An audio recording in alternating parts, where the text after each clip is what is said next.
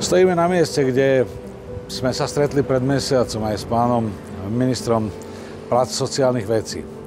Práce značne pokročili. Vidieť, že dodávateľská firma sa naozaj snaží a že ten termín jún budúceho roku nie je nedosiahnuteľný.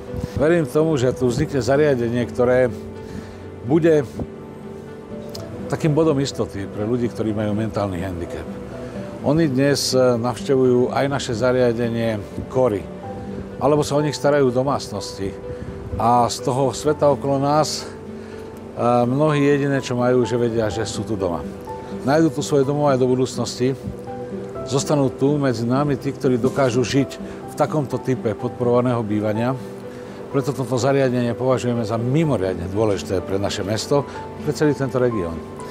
Ak sa ukáže, že budeme musieť zaplatiť náklady, ktoré súvisia aj s výstavbou, lebo nie všetok interiér sme mohli zahrnúť do nákladov.